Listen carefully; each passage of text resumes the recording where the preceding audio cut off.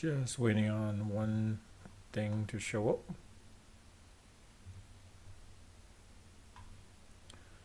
Streaming. Okay, it's both streaming. Okay.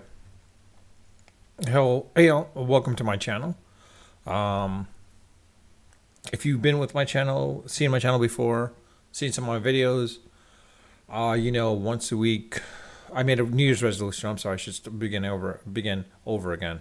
It's been a very long day. I'm so apologetic about that. It's just been so long.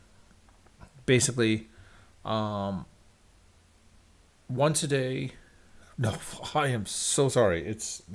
Let's restart this over again. Let's restart. Okay. Okay. Now I'm good. So, wait, it's showing that it's offline. Why is it saying offline? Okay. So once a week, every week, I had a New Year's. Blah. All right. That's a mistake on my part. Basically, I should say that I made a New Year's resolution earlier this year that once a week, at least once a week, I would do a live stream on YouTube and or Twitch, but more often on to YouTube. I've only done Twitch recently, quite honestly. I just normally talk about anything or everything. If you know my channel, seen my videos, you know that I don't come in prepared. I just come off the top of my head. I don't rehearse, don't have a script or anything like that. If there is something that I do am prepared for, it'd probably be something tech related, and I'll probably have some bullet points somewhere along the ways so that I know to keep myself on topic. Because I have a tendency to divert and rant onwards, or basically, yeah, just keep ranting for no reason. But in any case, today, what can I talk about? I mean, honestly, it's an interesting facet of I think I talked about it as yesterday when it came to the apologies to the football games. I mean, not much I can say about that. It happens. What happens happened. Um, it's interesting to hear about LinkedIn. More so the fact that not many people are using it as sort of what it was meant to be, as Microsoft hoped it to be, basically, to the point where now Microsoft is letting go some of the LinkedIn employees, in some cases the engineers and whatnot. You would think that they want to divert them to the proper holding, the proper departments, because some of them are pretty smart. I mean, a lot of things that came out of LinkedIn is really impressive, like Voldemort, Kafka for that matter. So it's kind of surprising that they're letting a lot of these. I mean, if it's dead weight trimming off the fat, okay, I totally understand that part. But at the same time, it's one of those things where if these are bright people, you don't want to let them go. So I've always come with the philosophy. I've always had the philosophy that just because the person doesn't fit the needs of the company, if the person is too bright enough that you just can't let them go, you hire them. And it's not because of the fact that they just sit there doing nothing. You find something in them for them to do. These people can eventually come to the point and improve processes or whatever it may be. And I'm always for that. So there was that story, that story goes about how a Facebook recruiter, I guess, or Facebook HR person. I don't remember exactly. I think it was a Facebook recruiter. She was hired making $190,000 a year, which is surprising, but just to sit there doing nothing. And she wasn't, and from her perspective, it's one of those things where hey, look, if she was young enough probably to the point, look, if I'm not doing anything, I'm not getting recognition. If I'm not getting recognition, not going to go hop in the high in the ranks at that point. But at the same time, it's one of those things where, and she was thinking more oh, this is just Facebook with their chess pieces, basically, to make sure that Google, Snapchat, or Twitter at the time, TikTok, etc., doesn't recruit her out, basically. And so from that perspective, I could see that. And she was thinking of herself as a chess piece. But in reality, another possibility is Facebook and Google, for that matter, hiring these people. They're hiring them that they're smart, too smart and too good. They don't want the other company to take them, which makes sense. But at the same time, they might be beneficial down the line with the company. And to the point where, they might use them down the line. But the problem is now with things slowly scaling back to what it should be, instead of explosive growth, but implosions a little bit of an implosion more than anything else, or scaling back as it's called officially. Some of these people don't fit those needs, the current needs, but at the same time, they could probably create something at that point too. Like, let's not forget with Google, the way they created half these apps was through people just doing some stuff outside of the norm of what they were normally supposed to be doing. Quite honestly, if I had employees like this, like, hey, you know what, build me something, they probably would build something at that point. It's like, hey, this works at that point, and then it gets full recognition at that point. That's one of those things I thought it was always work. Um,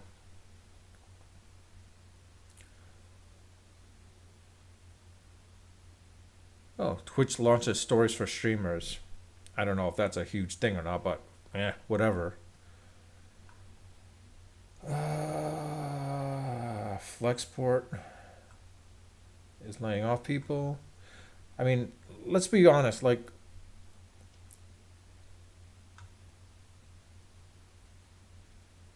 playoffs are probably still going to happen because as the market corrects itself again, people are going to lay them off. So start laying off people, laying off unwanted people that are not necessarily in a project or not necessarily just sitting there, which is a sad part. If they're smart enough, you want to keep them.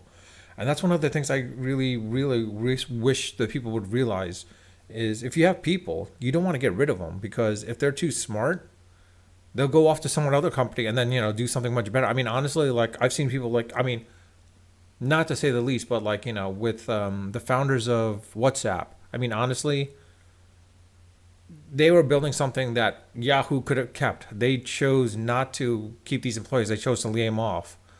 Of course, Facebook chose not to hire the guy, and then unfortunately, what the problem was is basically, Acton basically decided to start up WhatsApp, and then eventually Facebook came back and like bought him out for $19 billion. Quite honestly, it's a possibility that what they could have just if they hired the guy, he probably could have built it himself in Facebook itself, and WhatsApp would have been grown much larger to what it is. I mean, it could have, I mean, it is what it is now, but I mean, that secondary thing to Facebook Messenger. And so now, of course, WhatsApp being what it is, let's put it this way. We might see more and more people migrating away from WhatsApp a little bit towards other platforms or other messaging services. I hate to say it's like, Microsoft with Skype, they screwed the pooch on that one. If they had the opportunity, I think they should focus a little bit on there. I mean, I know they're focusing on Teams, so they get the enterprise size. But you know what? If you get the consumer side and use Skype and make it a little bit better, you can still use the back end of what, like, the back end infrastructure of what Teams is using. But at the same time, it could make it better at this point because, like, quite honestly, people are still jumping onto WhatsApp. I mean, Skype can be much better than what it was. I mean, honestly, I kind of still like it. I don't use it as much per se. And the other factor is there's also GroupMe, which I don't know how many people still use it. I've only known a handful of people still using it. There could be a tiny integration between GroupMe and Skype. I mean, when Skype bought them out before Microsoft bought out Skype, it made absolute sense because Skype was losing out to the texting world. And that's where GroupMe came in and was helping that out in that situation. But then, Microsoft decided to abandon it. It was like a mistake in and of itself. So that's one of the things, as I was saying, is like, that's why I feel like, when you lay off a person that's too bright because they don't fit the needs of the company or they don't fit the needs of any of the projects, or for that matter, they might be paying overpaid. Honestly, you could probably find something that for them to do. I mean, honestly, create a new product and let them work on it. I mean, granted, it's not may or may not work out, but what's the harm in shooting a shot in that situation? Quite honestly. And I apologize if anyone is on, watching this. I'm using Restream. So with you, I'm using OBS and I'm using the Restream plugin for OBS. So if you are typing anything in the chat, I don't see it, unfortunately. I'm not sure what's going on. I got to figure it out. I haven't had time to figure it out, but I'll try to figure it out anyways.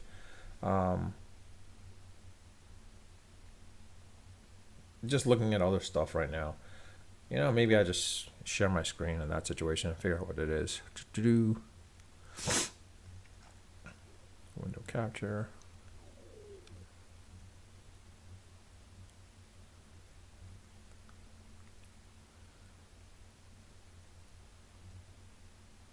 I mean, there's not much here. I'm on TechCrunch right now, to be quite honest. Let's see. Wine Use Combinator. It's not bad, quite honestly. I use it every, quite often. I just go into it. It's kind of now becoming passé when it comes to newsworthy stuff, similar to what Slashdot was back in the day. This is what it's becoming like that nowadays too. I mean, like people are gaming this to the point of like, oh, let's bump it up, try to bump it up like a Reddit type of thing. And now people are using Reddit more than anything else. I don't use Reddit because there's just too many subreddits. Quite honestly, just way too many subreddits. I can't deal with that.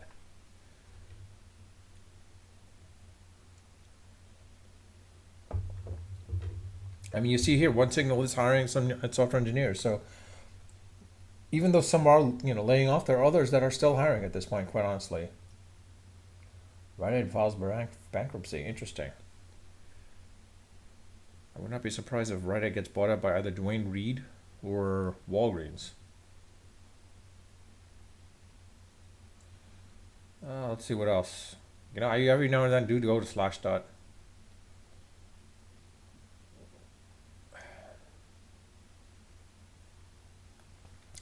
I mean, Huawei is always going to be a top big thing, always in China.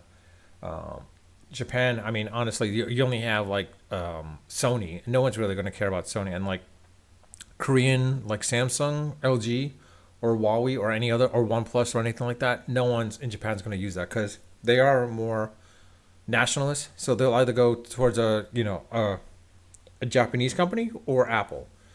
Maybe Google Pixel, but it has to be purely developed and made inside of the U.S. or in Japan themselves, basically.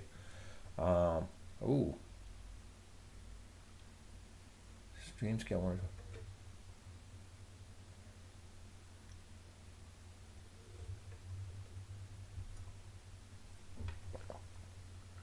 Interesting.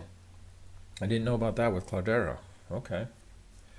And that's really surprising. Let's not forget Cloudera was the biggest thing, to be honest, between them and Hortonworks. They were the biggest things out there when they first came out. Like Hadoop was the biggest thing. MapReduce was the biggest thing. I mean, quite honestly, I was like shocked and surprised, quite honestly, how Cloudera and Hortonworks, when they had no choice but to merge, has become now obsolete practically. I mean, Spark came out, great work. Problem is like HDFS, the distributed file system now is like it's like a thing of the past. It's become the norm that you have S3 and Azure and Google Cloud Storage that actually does that already. It's now just running Spark on top of it, Spark jobs on top of it, or now also for that matter, you got Snowflake or Cockroach DB, whatever it may be, or Synapse or Redshift, etc., or BigQuery. You're using that against the data that Cloudera is losing its ankle, and I think they lost that touch because the fact is they didn't realize the impact of the cloud and what it would be, and that's why they lost the market. Both them and Hortonworks, they lost sight of what was going on at that point. Quite honestly, and because of that, I think it was a case where like they didn't know what they were doing. Sorry, I was getting messages. Um, so because of that, I think that's why they went down. They're going downscale. At least Salesforce was smart enough to realize it. Oracle, they're playing catch up, just like Microsoft and Google are because AWS came out. I mean, honestly, let's be upfront and honest. Quite honestly, Sun was actually first out there. They called it the grid initially, and everyone was understanding. So, what's the grid? When I saw that, I was like telling people about this back then. This is back in 2002, 2003, before Oracle bought out Sun. Sun was coming out with something called the grid, and I thought that was really impressive. And I thought like this is great. Like it's like shared resources. Like you're only paying for what you use.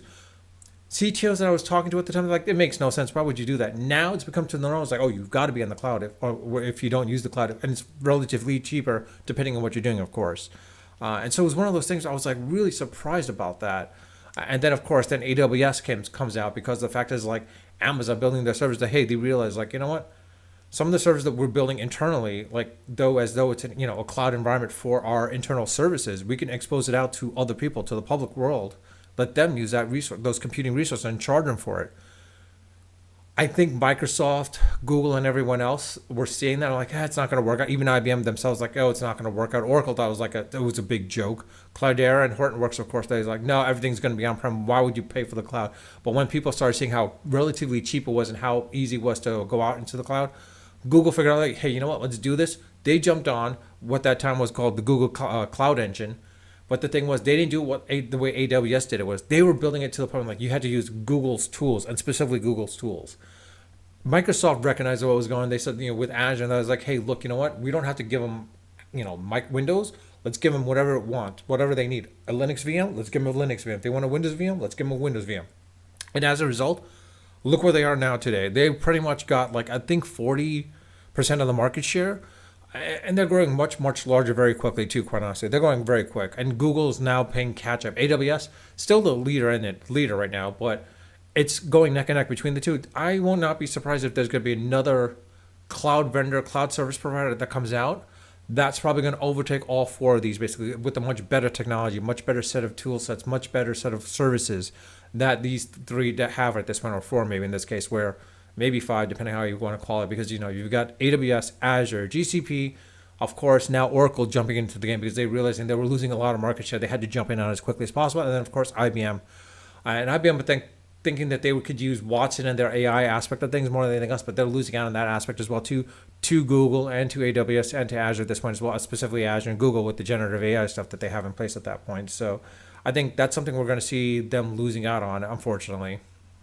One of the other aspects as well too is the other tool sets that are out there. Some people are thinking is like, hey, let's build out a tool set. Like when Kafka came out, Confluent came out with Kafka, it worked out perfectly. But now Microsoft Azure has their own with Event Hubs. AWS has, I forget what the hell it's called. I mean, Google has PubSub, their PubSub.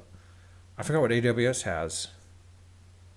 But it's only a matter. I mean, yeah, they're all incorporating to making sure that people just incorporate their PubSub on messaging or MQ over RabbitMQ or Kafka or Apache Pulsar or Red Pandas.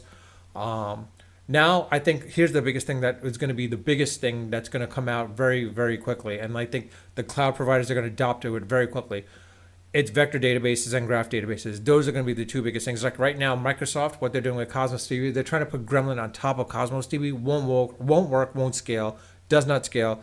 I'll probably create a video about that, but look for vector databases. Look for the big ones to come out there. I mean, right now there is, I forgot what it was from Yahoo. Yahoo has one of their own.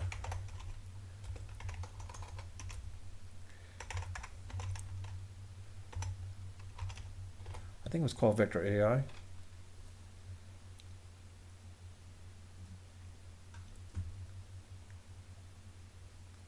What's it called? Vector AI? I'm sorry. Let me take a look and see. Nope, not that. Yahoo Vector Vespa AI. Look for Vespa AI. Like this is going to be pretty big. Just like the way Hortonworks came out or Hadoop came out, and Hortonworks came as a result of a Yahoo. Let's put it this way: Hortonworks was Yahoo. Vespa is going to be a big thing. I think this is going to be a large set that everyone's going to have to adopt very quickly. I think Microsoft and AWS are seeing this, and they're going to try to come up with something of their own. Google has something already in place a little bit, but they figured hey, you know what? We've got our models in place. You could just use the models. But I think this is one of those things where people want to start using this at this point. And Vespa makes a complete, absolute sense in this situation, quite honestly. I mean, it's great for actually vector searches. Vector searches are beautiful for this. So, looking at the document, if you've seen the documentation, you'll see vector searches do really well for this.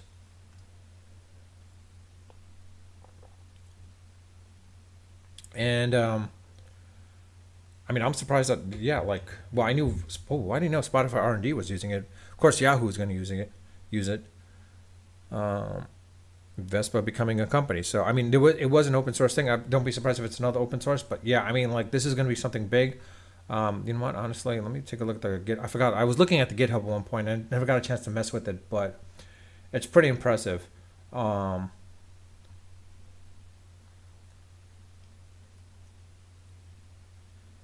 And I mean, the only thing is the footprint though. It doesn't seem. I think it works out really well. The only thing is I don't know about the footprint because you need quite a number of large nodes to use this, quite honestly, and I'm trying to figure that part out. So I'm not sure how that works in that situation, but I could be wrong. I'm not sure. Anyways, to that point, look for other cloud vendors. I mean, honestly, like I said, other CSPs, and quite honestly, blockchain is a thing. Of course, you've got the cryptocurrencies in this place, but you know what? Some aspect of the blockchain built on the cloud, in the cloud, Think about it this way: a CSP on blockchain. I think that's going to be the next biggest thing that's going to come out there, especially specifically with the fact of having that tied into like vectorized data plays a huge factor at that point as well too. When that happens, it'll be interesting to see how those come together. I myself am actually trying to mess around with that a little bit and see if I can work around that a little. But unfortunately, there is that, like the scalability part for blockchain in this situation doesn't work from there. But you can still get some stuff to it, basically. I mean, like Consensus has something that they're trying to build for that with the tool sets, but I'm not overly concerned about that, honestly. But in any case, yeah, I've been ranting on for now a good 21 minutes. I think I should end it off right now, but I quite honestly, what else can I talk about? I mean, of course, there's the game, of course, that's going on right now, and I'm not sure about the, like I said, Dallas and San Diego. I mean, it's a close game, but let's be honest. I mean, I think probably Dallas wins by a field goal for sure. Something's going to happen with the Chargers. I mean, the Chargers end up doing good, but then something always happens that they fall short. So let's be honest. I would not be surprised if the Cowboys lose. I'm not Cowboys, if the San Diego Chargers lose. I'm trying to look at something else. I mean, no, okay, yeah, let's just look at the New York Times for a second. I mean, if you want to see what the New York Times is about. Of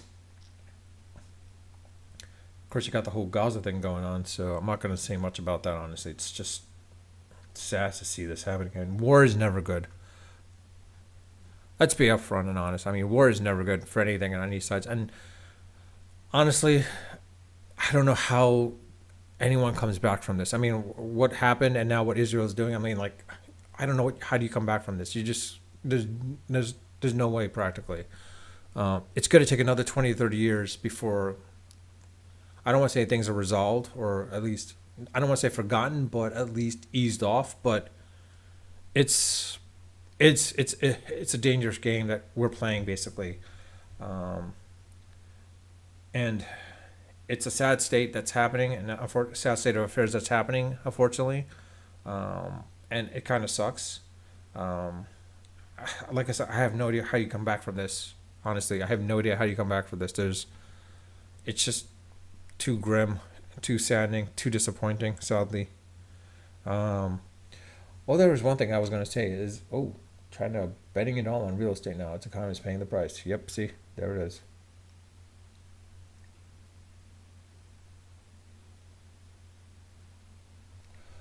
There was one thing I remember reading about. I forgot what it was. Oh yes, it was about Afghanistan and the earthquake that happened. Sad to see that happen. Unfortunately, you don't want to. I mean, it definitely sucks. I mean, natural disaster. There's not much you can do about it, except hope for the best. But unfortunately, it is what it is, and thoughts are out for the people, for the victims, and their families, of course. Similarly to the victims, in every case, every negative, bad case that happened, unfortunately. Um,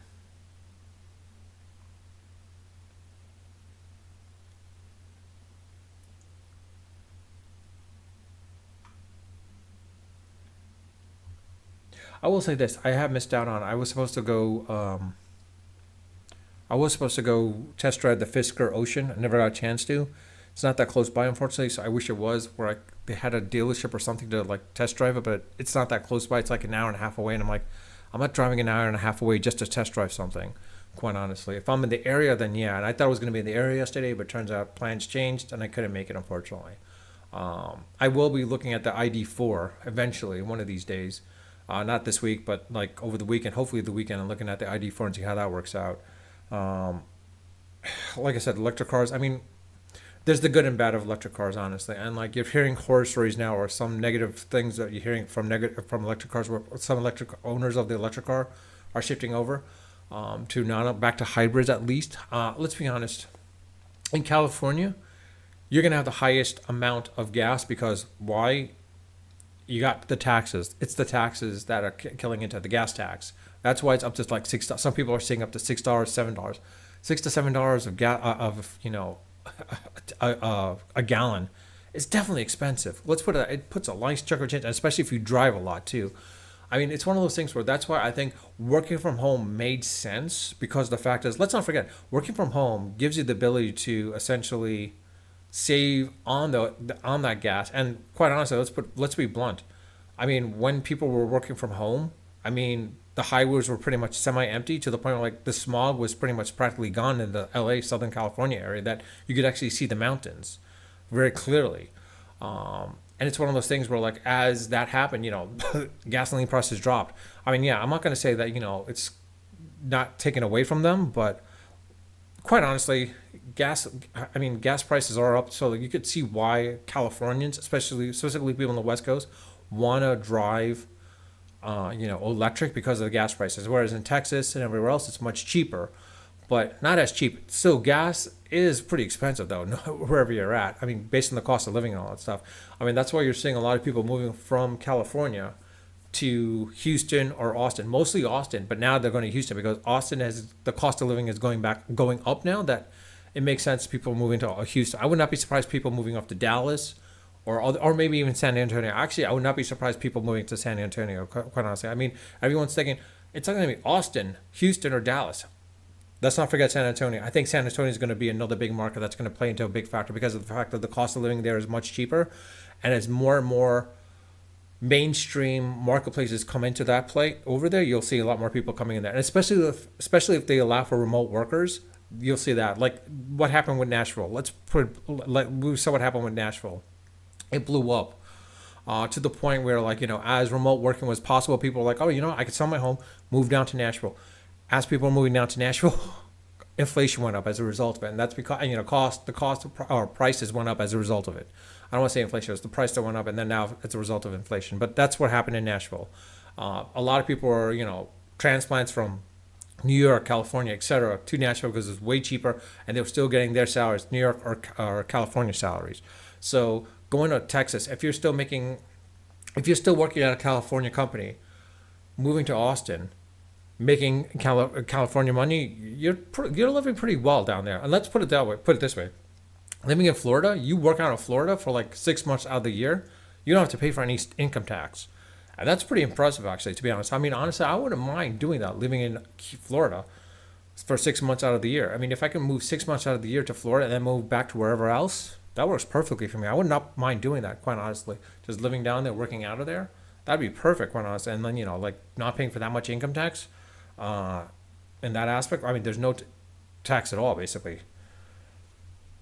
I mean, let's see, what else is there? I mean, honestly, I don't think there's anything else on the New York Times I could read right now. I mean, unless someone has anything to read about. Let me see what's to say about tech, since I am a tech person.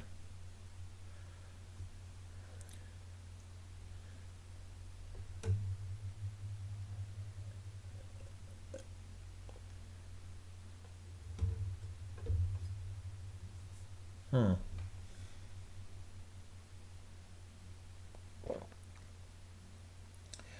You know what? I will say this. Until we have technology that recognizes also that, some stuff is automated or, generated by AI, um,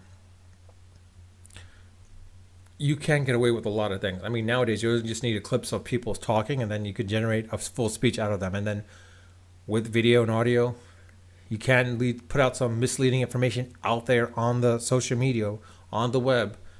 Like you could have Biden, like, dismissing whatever, or Putin, like, dismissing whatever, etc., basically, to the point where it could cause some serious issues.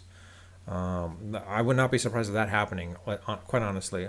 We got to be careful about that. Let's be upfront about this. I'm saying this a lot. Let's be upfront about this. But you know what? You're welcome to leave a comment in the comment section in my YouTube channel when it becomes permanent. I know right now I can't see anything on the chats if you are chatting, but let's be real for a second here. When you see something on TikTok, Instagram Reels, or Instagram, WhatsApp, Snapchat, whatever it may be, some social media stuff, you got to be careful and take a look, or even YouTube Shorts and YouTube for that matter. You got to be careful and take a look, do your research. Can't take everything for face value. Can't take everything for face value, because quite honestly, some of this stuff can be faked. Honestly, I've always been tempted to, like, to start some false rumors, some false information, to spread it out there and see what happens. But honestly, I don't think that's a great idea. I mean, there was a time where actually I did do something at one time where I was at one company.